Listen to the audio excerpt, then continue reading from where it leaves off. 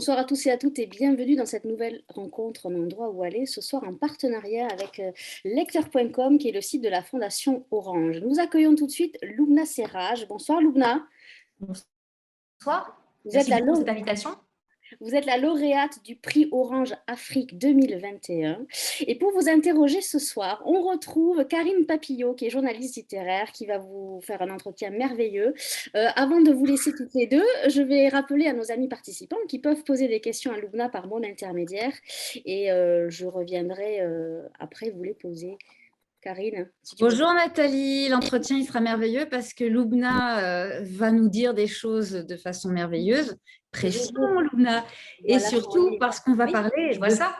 de ce livre, du livre qui a reçu le prix, pourvu qu'il soit de bonne humeur. Donc moi j'ai la version publiée à la Croisée des Chemins, qui est une édition marocaine, et le livre est sorti sur le TF1, est sorti au Diable Vauvert pour le marché français. Voilà. Voilà, vous avez la couverture qui vient de s'afficher.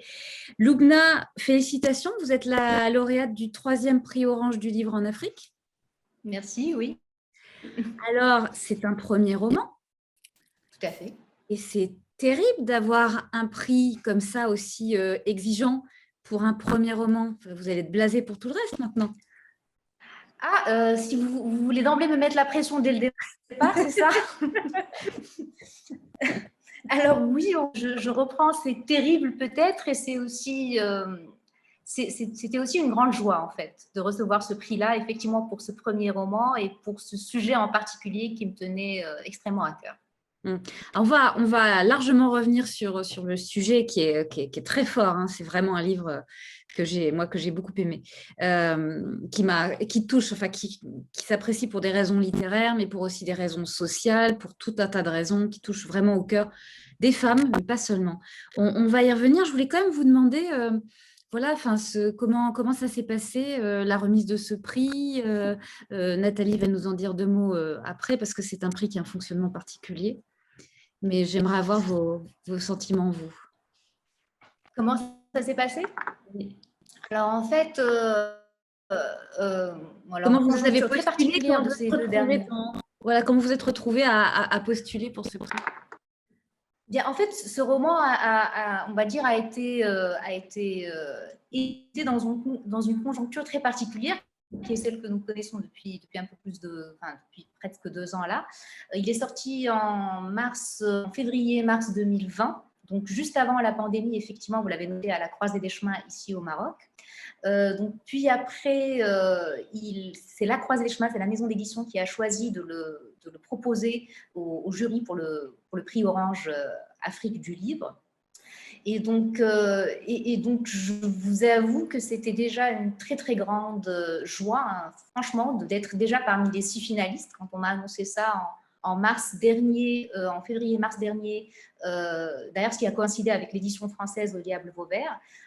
J'étais déjà très contente qu'ils soient parmi les finalistes parce que ça disait déjà quelque chose on va dire, de la réception et de l'accueil de l'ouvrage. Et puis, bon, après, effectivement, quand j'ai appris que c'était ce livre-là qui était le lauréat du prix, là, j'ai une première pensée pour la Maya, du coup, qui a inspiré cet ouvrage, mais aussi pour tous les sujets que le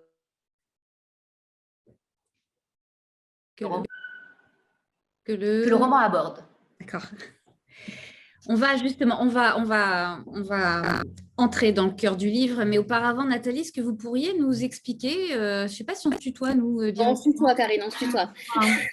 Donc, juste nous explique un peu le fonctionnement du prix Orange du livre en Afrique. Oui, alors juste avant pour dire aux téléspectateurs, ce n'est pas vos connexions qui sont mauvaises, c'est que Loubna se trouve à Casablanca au Maroc, donc la liaison, parfois ça coupe, voilà, c'est pour expliquer. Alors oui, le prix Orange Afrique a été créé en 2019, 10 ans après le livre du prix Orange que l'on connaît nous en France. Il a été lancé avec le soutien de l'Institut français et de la vivacité de l'édition africaine francophone. Donc il est là pour mettre en avant des textes de ces pays africain francophone. Il s'appuie, alors il a une particularité, il s'appuie sur un comité de lecture en Afrique. Donc je crois qu'il y a de mémoire, il y a le Cameroun, il y a la Côte d'Ivoire, il y a la Guinée, il y a le Mali, il y a la Tunisie, il doit y avoir le Maroc puisque Lubna est au Maroc. Il est composé de professionnels de livres et des lecteurs qui travaillent au sein de la Fondation Orange, si je ne me trompe pas. Parmi les 74 livres qu'ils ont eu, voilà, ils ont sélectionné 6 finalistes et ces 6 finalistes ont été soumis au jury final qui est présidé par Véronique Tadjo. Et dans le jury, il y a des écrivains, des critiques littéraires et des journalistes. Je crois que je n'ai rien oublié et je parle sous le couvert de Lubna si je me trompe. Donc voilà. En tout cas, mesdames, moi je vais vous abandonner. Je vais vous laisser parler de ce merveilleux livre qui est pourvu qu'il soit de bonne humeur. À tout à l'heure, mesdames. Pourvu qu'il soit de bonne humeur, merci, merci Nathalie, pourvu qu'il soit de bonne humeur. Il y a dans ce livre, il y a Maya, il y a Lilia, on a une alternance de dates, une femme qui se marie, Maya, en 1939, elle a 15 ans. Et alors, oui, bon, alors, je ne veux pas parler d'elle plus parce que j'attends que vous parliez davantage. Et il y a, en 2019, c'est un truc avec les neufs, hein, elle se retrouve à revivre par flash des choses un peu étranges dans son corps, des visions, des choses totalement transgénérationnelles, puisque Maya est sa grand-mère. Est-ce que vous pourriez nous dire donc, le lien entre ces deux femmes et de quoi il s'agit en fait dans ce livre? Pardon, et je n'ai pas entendu. De quoi il s'agit, par quoi commençons-nous? Alors, effectivement, nous commençons en 1939 et en parallèle en 2019, où en 1939, Maya donc, vit dans un Maroc qui n'est pas indépendant, c'est un Maroc qui est colonisé, qui est sous protectorat français. Elle suit des études qui sont interrompues à l'âge de ses 15 ans, parce qu'on estime qu'une femme à l'époque n'a pas, n'a pas besoin de poursuivre ses études, alors que c'est une personne qui est assoiffée, qui est curieuse, qui est justement assoiffée de savoir. Alors, j'allais dire on lui propose, mais on lui impose effectivement de se marier parce que c'est ce qui se faisait à l'époque. Mais c'est limite si, en fait, dans cette obligation, elle se trouve chanceuse parce qu'effectivement, elle voit une photo de son futur mari, elle se dit qu'il est plutôt beau, elle est presque sur le point de tomber amoureuse parce qu'effectivement, il est beau, c'est un bel homme, il est grand, il n'est pas laid, donc finalement, elle se dit que dans tout ça, effectivement, elle peut créer une famille, c'est ce à quoi elle est destinée finalement. Il a un regard fier. En parallèle, il a un regard fier, les yeux verts, enfin, il a une jeune fille de 15 ans, il a un regard fier, tout à fait. Elle se surprend à rêver, à se dire, bon, finalement, effectivement, je ne poursuis pas mes études, j'aurais aimé poursuivre mes études, mais dans mon malheur, j'ai un peu de chance. Et donc, elle se dit, c'est cette espèce de fatalité où toutes les femmes doivent se marier, doivent fonder une famille à cette époque-là. Et donc, ce qu'elle pense être une vie de famille assez normale, une sorte de duplicata de toutes les vies de famille de ses sœurs ou de sa mère, etc., eh bien, ça ne va pas du tout se passer comme ça. Elle va découvrir autre chose. Elle va découvrir, donc, le jour de ses noces, un mari violent, extrêmement violent. Et donc, Lilia, comme vous l'avez noté, est sa petite fille, mais Lilia ne sait rien de Maya, en fait. C'est-à-dire que Lilia, au moment où commence l'histoire, Lilia ne sait même pas que Maya a vécu ce qu'elle a vécu. Et effectivement, un jour, un soir, elle se retrouve avec ces espèces de flashs, ces visions, voire même ces coups qu'elle vit dans son propre corps. Et effectivement, c'est le lien de cette transmission transgénérationnelle que je voulais souligner ici. Et là commence l'histoire. Et là commence l'histoire. Lilia n'a pas connu sa grand-mère. Elle a connu son grand-père, mais elle n'a pas connu sa grand-mère. Et c'est comme si la mémoire arrivait par le corps. La mémoire de la famille, la mémoire de ce que l'on est, arrive par le corps chez elle. Tout à fait. Tout à fait. Et violemment, du coup. Oui, et violemment. Alors, donc, nous avons d'un côté Maya, qui est donc l'épouse de Hicham. Revenons quand même sur la façon dont le mariage se fait. Je crois que c'est le 5 octobre qu'elle a 15 ans et elle est mariée le 17 octobre. Ça va extrêmement vite. Est-ce que c'est qu'est-ce qui explique que ça aille aussi vite, enfin, que ce soit l'impression que les parents se débarrassent d'elle.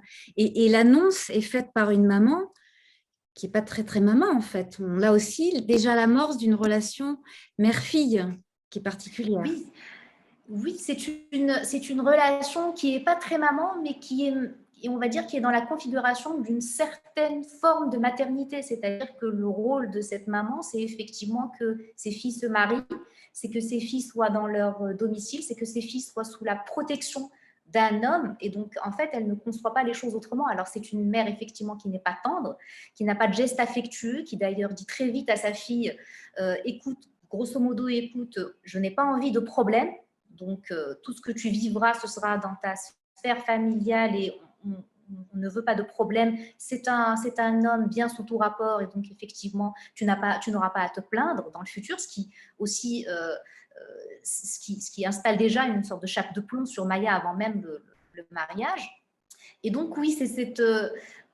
déjà, ce sont, on va dire, deux femmes qui n'ont pas grand-chose en commun, c'est-à-dire qu'effectivement, il y a un lien de mère-fille, mais Maya, on le comprend, ne se confie pas à sa mère, et la mère ne prend pas non plus le temps d'être à l'écoute de sa fille, parce qu'effectivement, pour elle, son principal devoir, son principal objectif, c'est que ses filles soient casées, c'est que ses filles soient mariées, c'est que ses filles soient protégées finalement au sein d'un foyer, et que donc, du coup, pour elle, et ça explique aussi la vitesse avec laquelle le mariage se fait. Elle a 15 ans, elle est prête à se marier, on a trouvé un mari, il faut très vite qu'elle parte. En fait, c'est ça, c'est ça ce qui se passe.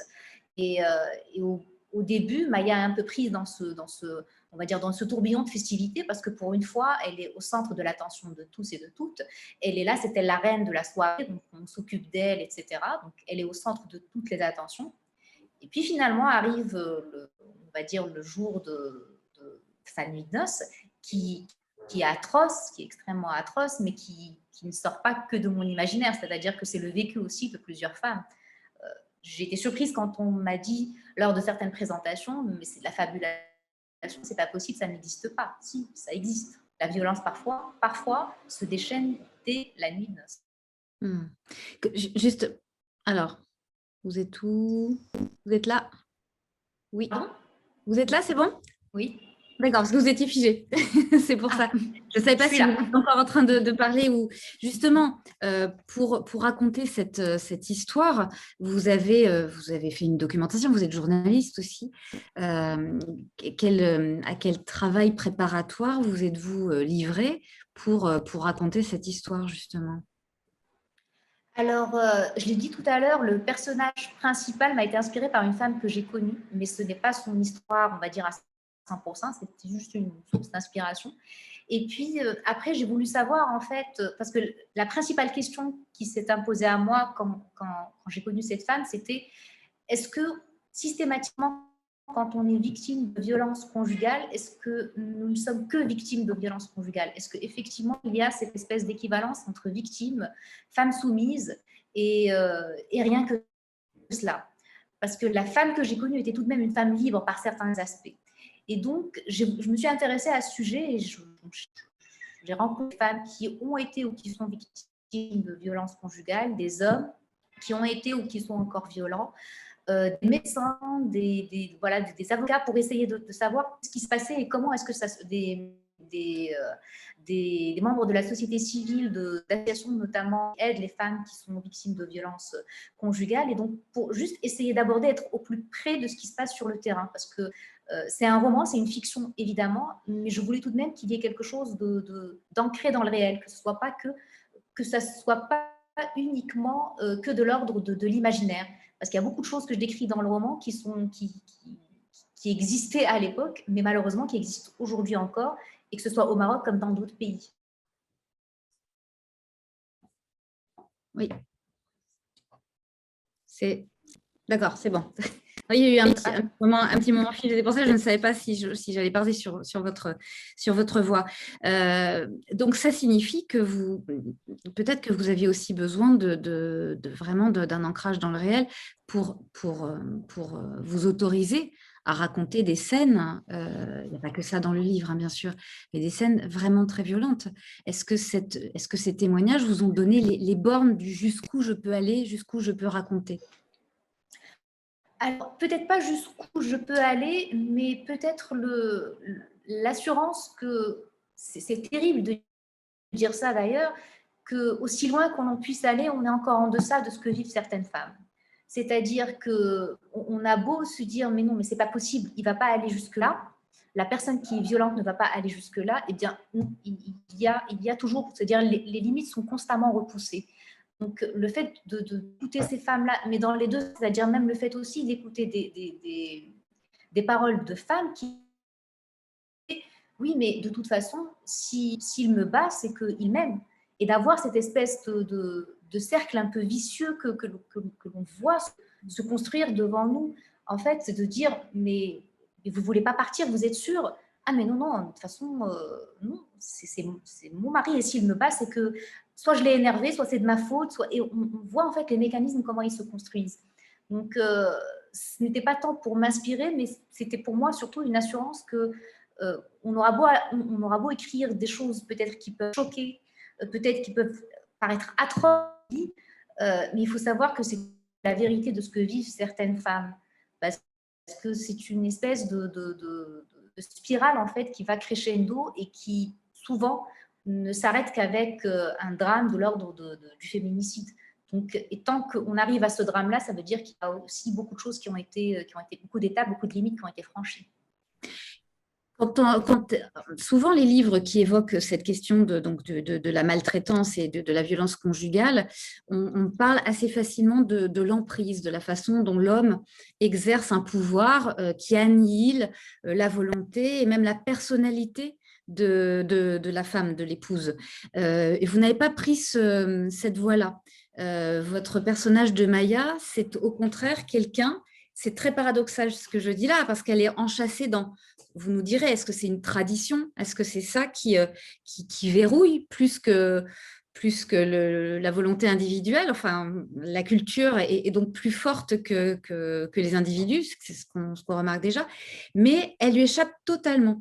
Et ça, comment est-ce qu'on peut comprendre qu'une femme battue et qui ne quittera pas son mari puisse être libre? Puisse Être libre.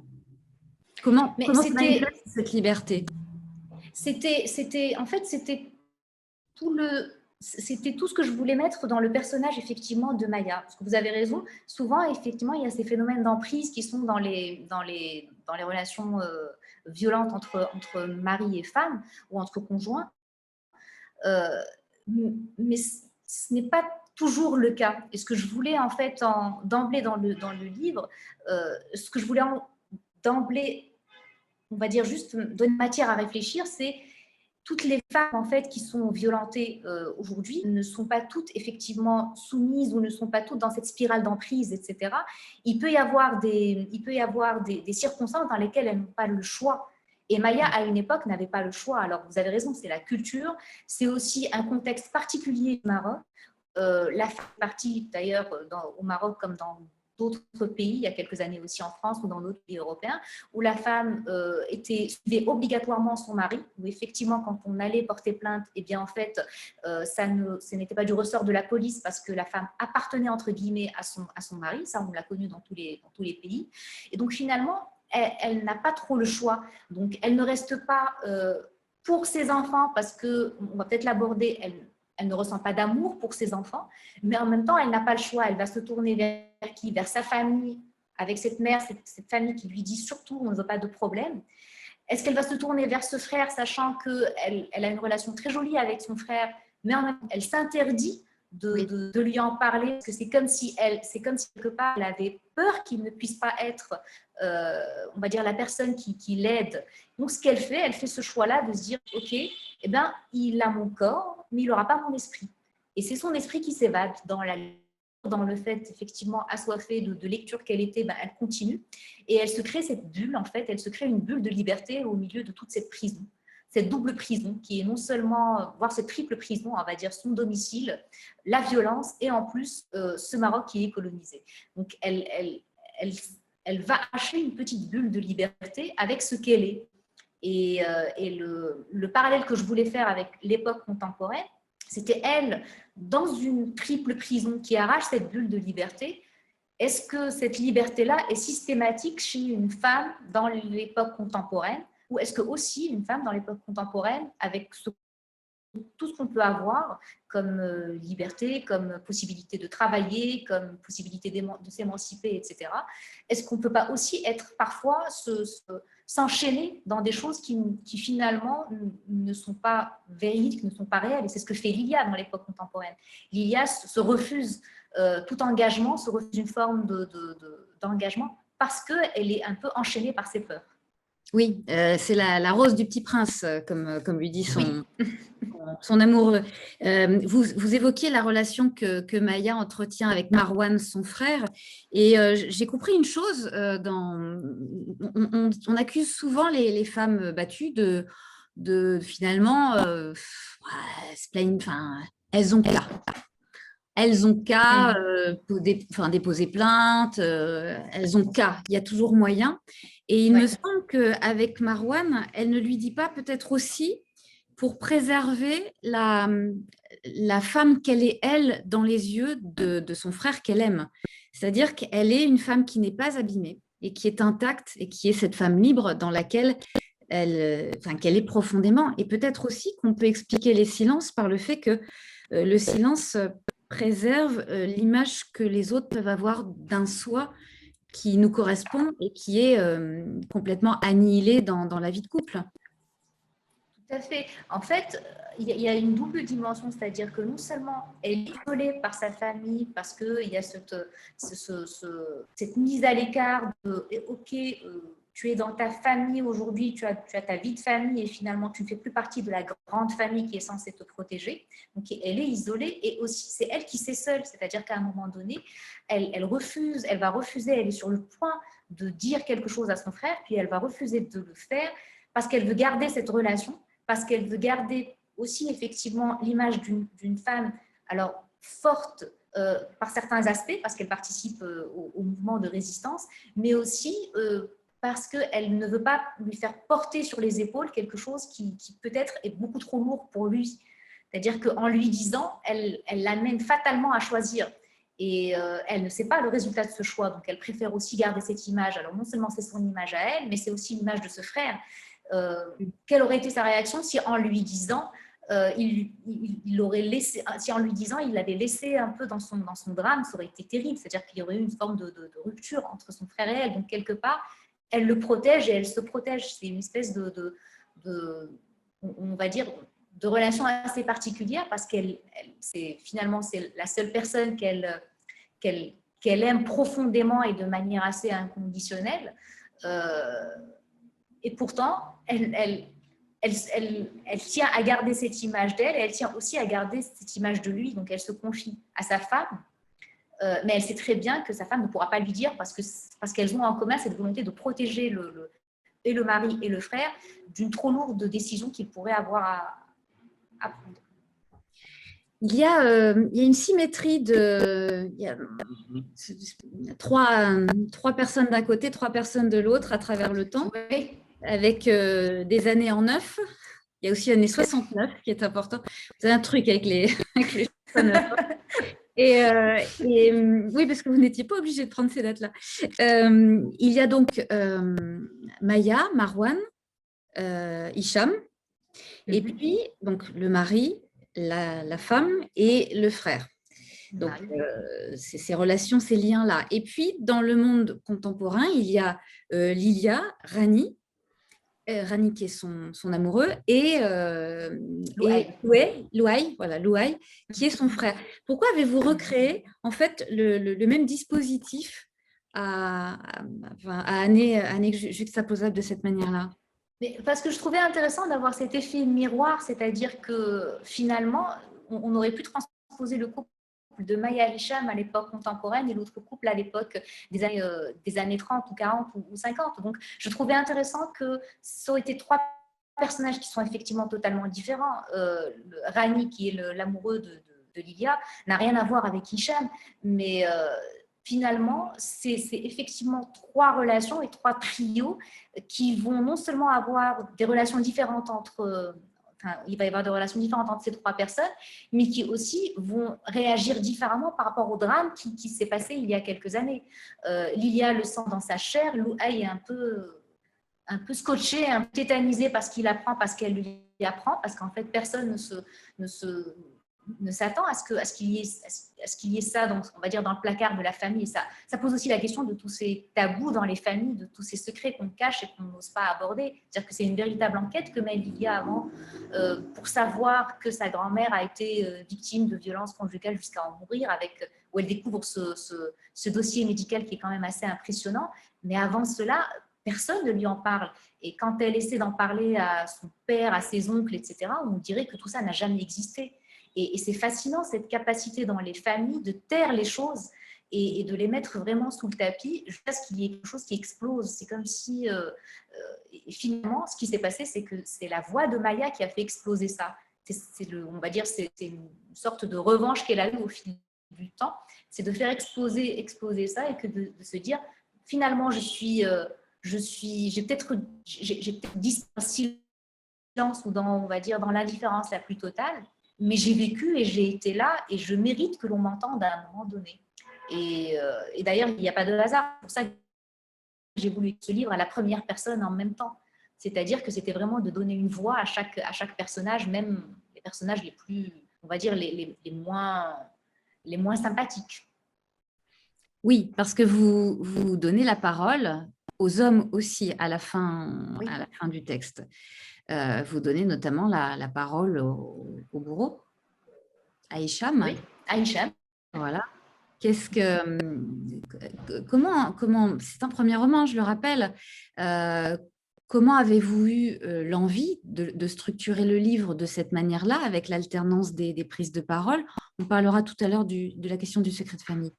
Et comment vous est venue la nécessité de donner, certes, la parole à Rani pour la résolution aussi de l'histoire contemporaine, mais à Hicham, comment ça s'est décidé?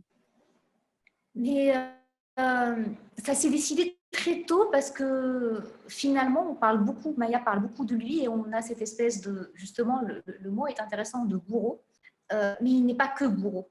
Parce qu'en fait, les hommes que j'ai rencontrés ne sont pas que des bourreaux. Quelque part, ça a été très déstabilisant parce que c'est réconfortant de se dire que ce ne sont que des bourreaux, que ce ne sont que des qui sont peu fréquentables et que finalement on pourrait reconnaître quelqu'un très très vite. Voilà, c'est quelqu'un de méchant, etc., qui tape sa femme. Donc systématiquement, c'est clair, il y a du noir, il y a du blanc d'un côté, du noir de l'autre. Mais en fait, non. Tout ça, c'est très gris, il y a beaucoup de couleurs, il y a beaucoup de choses qui se mélangent. Et ce ne sont pas que des bourreaux. Il y a souvent des histoires très compliquées. Alors, ça n'excuse rien, évidemment, parce que souvent, ces hommes ont conscience de leur choix, c'est-à-dire que ce ne sont pas des gens... il y a des cas, effectivement, où les pulsions sont un peu trop fortes, etc.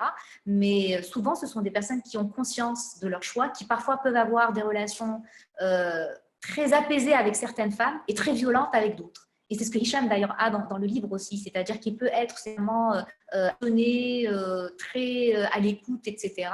Mais avec Maya, il est autre chose. Donc, et c'était pour moi important de le souligner. Alors, pourquoi lui donner la parole?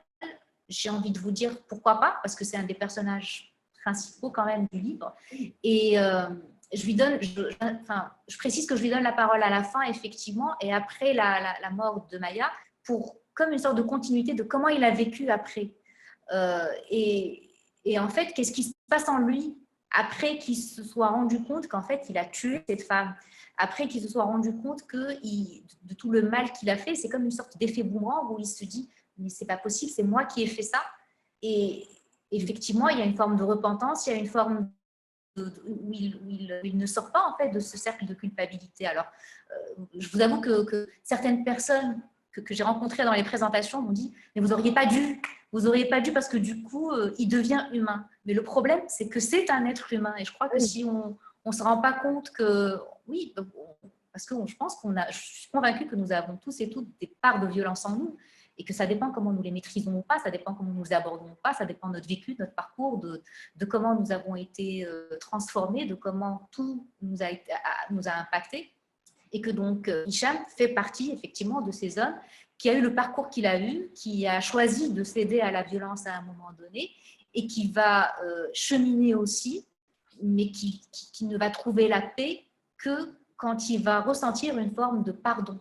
Et le pardon qui vient ne lui est même pas, on va dire, ce n'est même pas pour lui que le pardon vient à un moment donné, c'est beaucoup plus pour lui. C'est-à-dire que tant qu'elle ne lui a pas pardonné, il reste un lien qui persiste, qui dure entre les deux. Mais quand elle pardonne, c'est comme si elle-même totalement se libérait totalement. Alors elle se libère à un moment donné en choisissant quelque part le moment où elle part, en choisissant le moment où elle le pousse à bout pour qu'il la tue, et elle se libère totalement quand elle lui pardonne. Ça, c'est le dernier lien, le dernier fil qui les lie tous les deux. Il met du temps quand même, hein, parce que le pardon n'arrive pas vraiment, n'arrive pas tout de suite, tout de suite. Ah bah, surtout qu'elle lui pardonne quand elle veut et quand elle peut, en fait. Elle lui pardonne quand elle veut.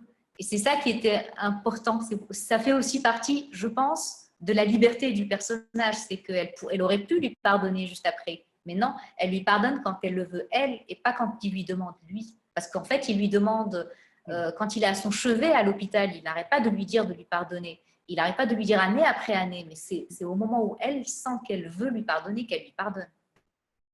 Voilà, c'est peut-être cruel, mais il y a peut-être de la violence chez Maya aussi. Hein. Oui, mais on est au-delà. Là, on est au-delà du corps. Hein, le pardon, oui, évidemment. Au-delà du évidemment. corps. Voilà, c'est plus subtil et plus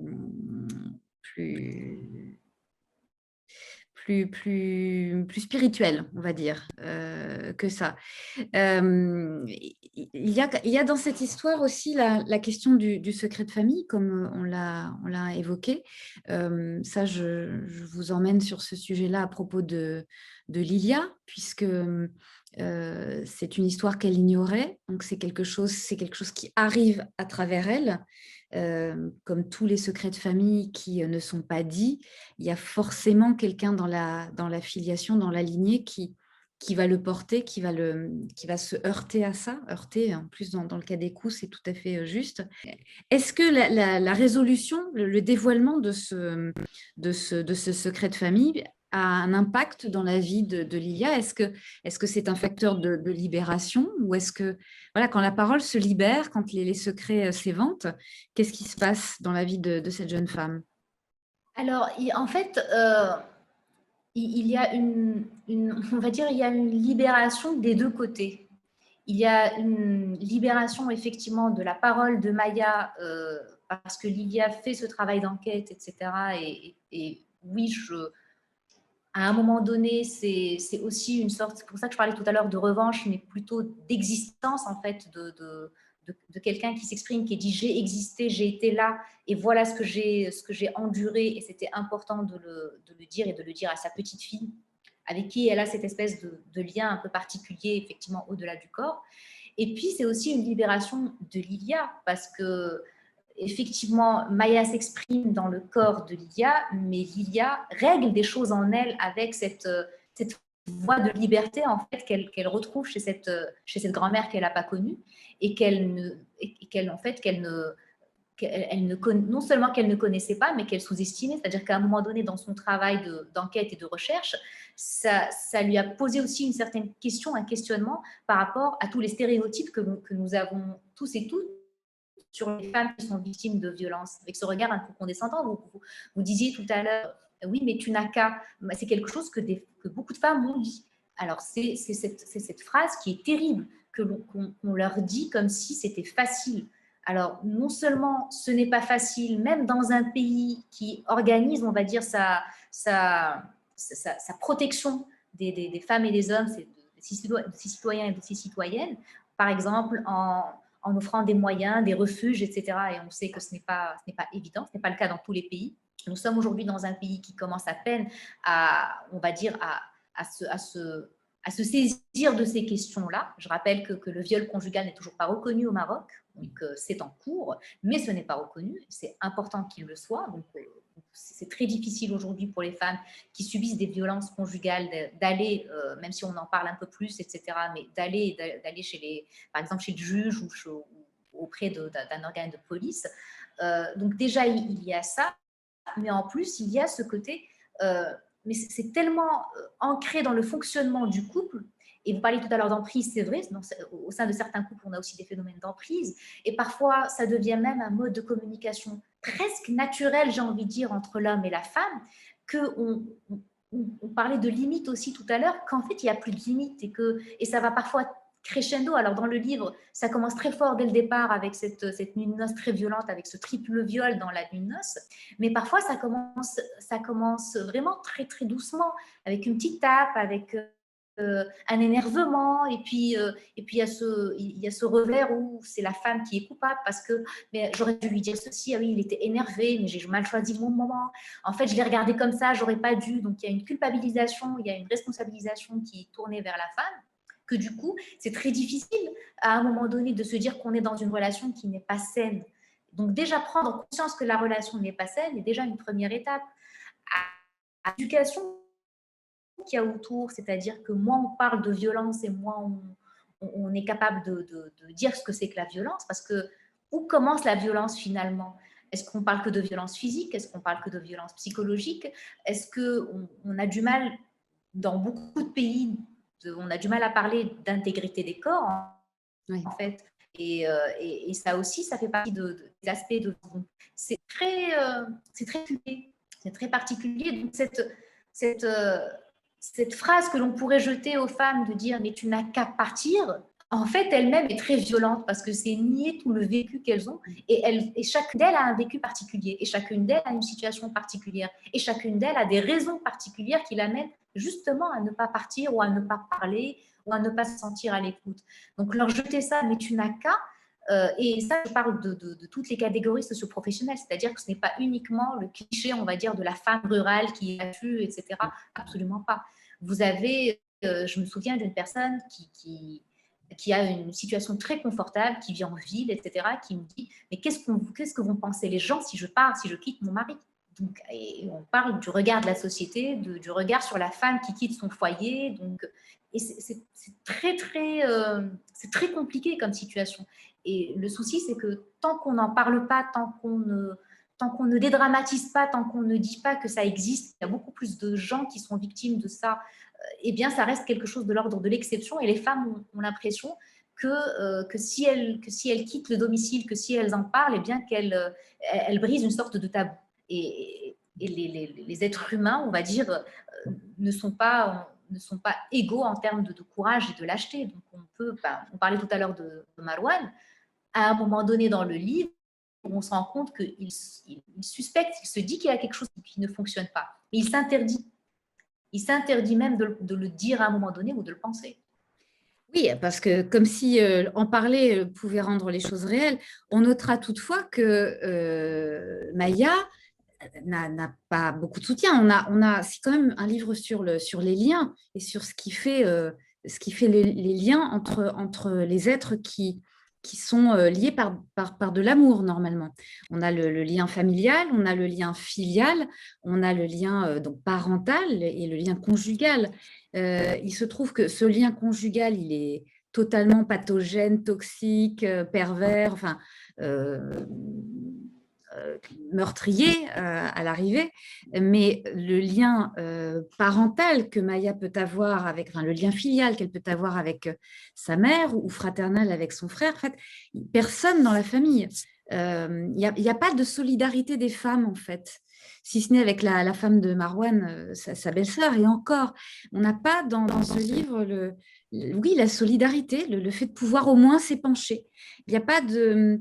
la brutalité des hommes, mais la solidarité des femmes. Il n'y a même pas ça. Il y a une vraie totale solitude. Alors, il y a une forme, je ne suis pas d'accord, il y a une forme de solidarité, peut-être pas entre les femmes, parce que je pense que la solidarité et l'empathie que nous pouvons avoir ne sont pas exclusives aux femmes ou aux hommes. Il y a une forme de solidarité avec ce frère qui, en fait, qui essaie il essaie de faire comme il peut. Il essaie de concilier ce qui n'est pas conciliable, en fait. Il essaie de concilier une forme de présence et de soutien qu'il donne à sa sœur, mais il s'interdit d'aller plus loin dans le fait de la sauver.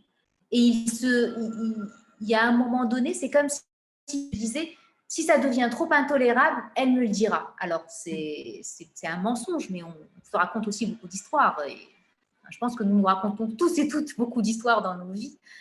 Et donc, il est présent, c'est-à-dire qu'il est solidaire avec elle parce qu'il l'implique, il est là, il est toujours présent dans sa vie. Il la nourrit, il nourrit en fait cette bulle de liberté qu'elle se crée, mais il ne va pas au-delà. Alors, c'est pour ça que je parlais tout à l'heure de lâcheté. Il ne va pas au-delà, c'est-à-dire il pourrait, mais il n'est pas au-delà. Il ne sait pas. Elle n'a pas dit non plus, donc il fait avec ce qu'il peut. Il fait avec ce qu'il peut, sans aller trop loin. Mais sa belle-mère, en revanche, sa belle-mère le sait et elle ferme les yeux. Elle sait la douleur, mais sans être hostile à Maya, au contraire. Au contraire, non seulement elle n'est pas hostile à Maya, mais si vous voulez, c'est le lien maternel que Maya n'a pas avec sa propre mère. Donc, il y a une très jolie relation qui se noue avec cette belle-mère, qu'elle devrait normalement haïr parce que c'est elle qui l'a choisie pour son fils, mais qui finit par l'aimer, par avoir cette figure maternelle qu'elle n'a pas finalement avec sa propre mère. Et alors, mais c'est intéressant ce que vous dites. C'est comme si on était sûr que nous, à l'époque, on dénoncerait ce qui est en train de se passer. Vous savez quoi? Je ne suis pas sûre. Je ne suis pas sûre. Non, je ne suis pas sûre, effectivement. Non, mais c'est ça. Mais c'est pas une comparaison, mais c'est vraiment quelque chose de oui, en fait, il n'y a pas de mots qui sont dits entre gens qui savent. Il n'y a pas de mots qui sont dits pour soulager ou pour tenir. C'est ça. Il n'y a pas de il n'y a pas les mots parce que dès qu'on dit les choses, en fait, elles prennent corps, elles existent. Donc, il n'y a pas de mots, mais il y a des gestes. Quand Marwan Maya dans le mouvement de résistance, il sait d'abord qu'il la met en danger. Il sait que si son mari la prend, ça va être terrible. Mais il sait que c'est pour elle quelque chose de vital parce qu'elle se sent exister quelque part par cette participation, aussi minime soit-elle. Donc, c'est un geste qui fait, on pourrait dire un geste de solidarité pour l'amener à se dire tu existes autrement que comme une femme ou une femme battue ou une femme qui n'est pas heureuse dans sa vie. D'émancipation. Quand sa belle-mère, oui, exactement. Quand la belle-mère vient et qu'elle sait que quand elle est chez son fils, en fait, il ne peut pas toucher sa femme, il ne peut pas la battre, donc elle sait. Donc, il y a alors, les mots ne sont pas dits. Voilà, sur quelques mots échangés avec cette belle-mère qui, d'ailleurs, voilà, ne sont pas quelque chose de très franc, mais qui juste sont, on va dire, sont sous-entendus. On comprend que le père de Hicham aussi était violent, donc il y a quelque chose qui se dit, mais sans vraiment se dire. Et finalement, c'est plus de l'ordre de gestes d'apaisement, de gestes pour rassurer, mais pas tellement de gestes pour sauver. Parce qu'en fait, il n'y a personne qui ne peut la sauver. Et on se rend compte que c'est aussi c'est aussi quelque chose d'assez particulier, c'est-à-dire qu'on se rend compte que si, on va dire dans une autre histoire qui n'est pas ce livre, si l'une de ces personnes avait parlé, on ne sait pas ce qu'aurait été cette histoire. Si par exemple Marwan aurait fait quelque chose, si la belle-mère aurait fait quelque chose, si on aurait pu avoir une toute autre, on va dire un tout autre dénouement. Sauf que, alors il y a toutes ces personnes qui n'ont pas parlé ou pas. Il y a toutes ces personnes qui n'ont pas parlé, mais il y a aussi Maya qui n'a pas parlé. Et c'est ça aussi, c'est-à-dire pour ça que je disais tout à l'heure, non seulement on l'a isolée, mais elle s'est esseulée aussi. C'est-à-dire qu'à un moment donné, elle aurait pu être dans une sorte de rage et d'aller chez ces personnes et de les confronter. Mais elle n'y était pas non plus.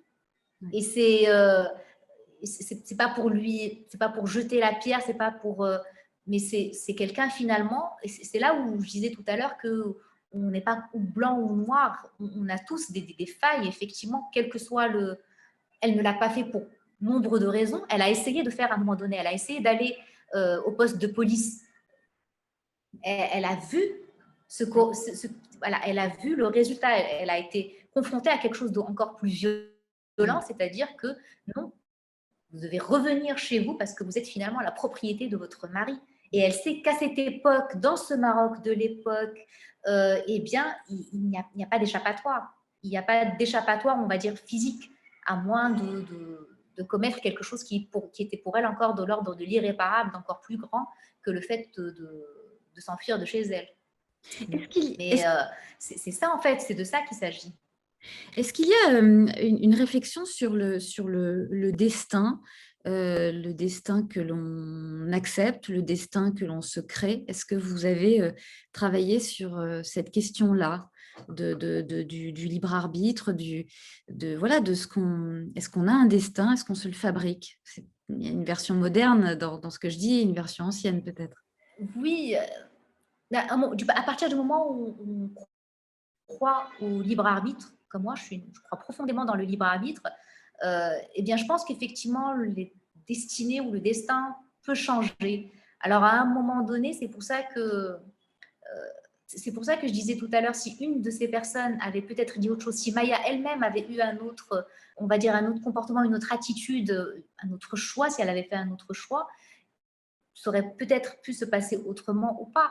Et à un moment donné, elle prend totalement, non seulement elle prend son destin en main en continuant à être libre dans sa tête et à ne pas céder son esprit à Hicham, mais en plus, elle choisit effectivement le moment où elle se dit, là, je ne veux plus avoir d'enfants.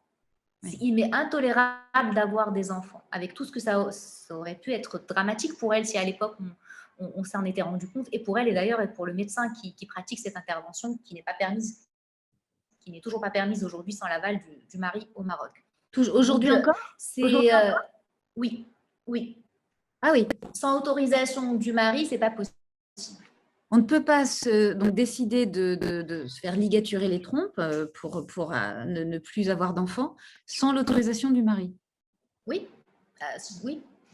Ah oui. Donc c'est pour ça que j'ai voulu aussi mettre cette opération dans ce livre parce que c'était important. Oui. Et donc, elle choisit, donc à chaque moment, elle choisit son destin, aussi tragique soit-il, vers la fin. Et puis, il y a aussi quelque chose elle choisit non seulement son destin, mais elle choisit aussi la manière avec laquelle elle l'aborde, c'est-à-dire qu'à un moment donné, effectivement, elle a une passion pour la lecture, pour ses personnages, elle n'en a aucune pour ses enfants. Donc, elle ne cite le prénom d'aucun de ses enfants tout au long du livre. C'est-à-dire, on a l'impression qu'effectivement, ce sont des fantômes qui se baladent. Et pour elle, ce sont effectivement des fantômes qui se baladent dans sa vie. Et c'est pas anodin pour une mère de ne pas citer les prénoms de ses enfants. Mais je voulais aussi le mettre comme ça. Mais c'est quelque chose d'assez transgressif en fait, parce que là, vous balayez l'image de la mère qui est forcément attachée à ses enfants. Enfin, c'est très transgressif. Comment est-ce que votre livre a été reçu au Maroc au moment de sa sortie? Alors, il y a un panorama de plusieurs, on va dire, réactions. Vous avez des réactions qui ont été très, très positives. Alors, je commence par le positif. Des réactions qui ont été très positives par rapport au fait, justement, de parler Alors, je dis souvent que le thème principal de mon livre, c'est plutôt la liberté sur fond de violence conjugale. Donc, c'est effectivement de parler de liberté, de libre arbitre et de violence conjugale, du coup. J'ai eu des entretiens et des rencontres avec notamment des associations où j'ai été agréablement surprise parce qu'elles m'ont dit, bah oui, on reconnaît en fait des choses que nous vivons au quotidien avec des femmes qui sont victimes de violences. Après, vous avez des réactions et j'ai été très touchée de recevoir certains messages de personnes, des hommes et des femmes d'ailleurs, qui m'ont dit, mais c'est fou, mais ce personnage me rappelle une grand-mère, une tante, une mère, une arrière-grand-mère, et ça touche, ça veut dire effectivement que cette violence, elle est beaucoup plus proche de nous que l'on ne pense, parce qu'on a toujours l'impression que ça se passe toujours dans les autres familles, très très loin de nous, alors que parfois c'est beaucoup plus proche qu'on ne pense. Tout à l'heure de secrets de famille et de tabous. Et puis, vous avez certaines réactions qui étaient du style de « mais ça n'existe pas, enfin, mais ça n'existe pas, une telle violence n'existe pas, c'est pas possible ». J'ai quelqu'un qui m'a dit « mais ça nous n'avons pas ça dans les bonnes familles de Fès ». Sauf que oui, ça existe même dans toutes les bonnes familles de Fès et d'ailleurs. Donc, voilà, il y a eu ouais, il y a toutes ces réactions en fait. Et après, il y a eu des réactions très vives par rapport à ce sujet de la maternité, par exemple, où je me rappelle notamment d'une personne qui m'a dit c'est dommage, vous auriez mis le fait qu'elle aimait ses enfants, elle aurait été parfaite. Je lui dis mais justement, elle n'est pas parfaite. Comme quoi, on a besoin pour qu'une victime soit totalement victime, et bien qu'elle ait cette espèce d'aura un peu de sainteté, mais c'est pas une sainte. Et je voulais surtout pas qu'elle soit une sainte, et je voulais que les lecteurs et les lectrices se disent est-ce qu'on a la même sympathie pour quelqu'un qui n'aime pas ses enfants? Parce que c'est terrible ce qu'elle renvoie à ses enfants aussi. C'est une mère qui fait tout comme il faut, mais finalement, elle ne donne pas plus de tendresse que sa propre mère ne lui a donné. Donc, c'est assez paradoxal. Et pourtant, elle l'est, mais elle en est incapable. Après, j'ai eu de longues discussions sur cette espèce on va dire, d'idée encore bien ancrée que l'instinct maternel existe chez chaque femme. On a encore du mal, hein, mais bon, on va y arriver un de ces quatre, à convaincre les gens que non, que ce n'est pas un instinct qui est inné, qu'il y a beaucoup de choses qui se passent, que toutes les femmes ne sont pas égales, que toutes les femmes ne rêvent pas d'avoir des enfants et qu'elles ont le droit de ne pas rêver d'avoir des enfants, que c'est aussi permis et que c'est possible. Donc voilà, il y a eu beaucoup de choses par rapport à ça. Par rapport à l'instinct maternel, on va dire, c'est un sujet qui est encore assez particulier ici. Oui. Oui. On n'a pas parlé de Georges, mais on va laisser les lectrices et les lecteurs découvrir c'est très joli. Vous expliquez aussi qu'une histoire d'amour n'est pas forcément quelque chose qui a besoin d'être vécu. Ça, c'est très, très joli. Et aussi la façon dont on se crée de la poésie dans la violence. Nathalie, tu me rejoins? Oui. On est tranquille, on est en train de parler de ce livre inépuisable avec Lubna. Alors, tu as anticipé sur la question de Laurence qui voulait avoir l'accueil des lecteurs marocains, mais est-ce que Lubna a eu des retours des lecteurs français sur le livre ou pas? Ou d'autres pays, s'il est sorti ailleurs? Pas encore, on va dire, pas encore. J'espère en avoir là, du coup, mais pas encore. Parce qu'on imagine qu'il va y avoir des différences. Oui, ça m'intéresse beaucoup en fait, parce que effectivement, l'histoire, j'ai choisi de la poser au Maroc. Effectivement, je disais tout à l'heure, dans un Maroc en même temps écolonisé et dans un Maroc indépendant avec cette double temporalité. Mais finalement, pour moi, ce que vit Maya, en fait, une femme pourrait le vivre dans n'importe quel pays du monde, avec effectivement un contexte sociétal qui est différent, avec des cultures qui sont différentes, mais il y a cette solitude et ce manque de solidarité parfois que soulignait tout à l'heure Karine, qui est là, quel que soit le pays, quel que soit l'environnement dans lequel on se trouve. C'est beaucoup ça qui revient, cette solitude et ce côté un peu où on ne sait pas quoi faire. Et certes, on en parle beaucoup plus dans certains pays que d'autres, mais on va dire que les mécanismes pour moi de la violence sont malheureusement toujours les mêmes. Alors, il y avait eu un commentaire en tout début de rencontre. Le tabou de la violence existe quelle que soit la génération. Hicham était aussi une victime. Voilà, ça c'était un commentaire qui a été fait. Il y a une question, alors il faut que je retrouve, c'est Bouchra qui la pose. Pourquoi le crime de Hicham est passé impunément? Pourquoi le crime de Hicham est passé comme... je ne sais pas si je vais vous dévoiler un scoop, mais la plupart des féminicides passent effectivement sous silence parce qu'ils sont masqués par des accidents domestiques, etc. Alors, effectivement, avec le dossier médical très, très long et lourd de Maya, on aurait pu se dire que quelqu'un aurait pu tirer la sonnette d'alarme. Mais encore une fois, on est dans une époque où on n'a pas tellement envie de s'y attarder, en fait. Et c'est une époque où on ne parlait pas tellement non plus de violence conjugale. C'est là aussi où je remets en perspective ce qui se passe aujourd'hui. Il y a au Maroc d'ailleurs comme ailleurs, mais aussi au Maroc aujourd'hui beaucoup plus on va dire de sensibilisation qui se fait au niveau des violences conjugales. Donc effectivement, on a parfois des espèces de signaux d'alarme qui s'allument quand on a des choses comme ça. Alors, parfois, ils s'allument et parfois, ils ne s'allument pas. Et l'idée, c'est qu'aujourd'hui, ils commencent à s'allumer systématiquement. mais que des féminicides aient été masqués en accidents domestiques, je pense que c'est quelque chose de très anodin, malheureusement. Oui, enfin, là, en l'occurrence, dans le cas d'Hicham, c'est compliqué de le faire passer pour un accident domestique, quand même. Non, c'est clair. Ah, vous pensez? C'est dans un contexte où personne ne veut voir ce qui est évident, c'est très facile. C'est-à-dire que les médecins ne veulent pas voir. C'est une femme en fait qui un soir est emmenée à l'hôpital, qui a des blessures. C'est la veille de la fête du sacrifice, donc c'est pour ça aussi que je situe ça. Donc c'est la veille du sacrifice, donc c'est un contexte particulier où on n'a pas beaucoup de fonctionnaires dans les administrations, etc. Donc, tout concourt à ce qu'effectivement, il y ait une espèce de laisser-aller. En fait, on n'a pas envie de voir. Et généralement, quand on n'a pas envie de voir, on ne voit pas. D'accord.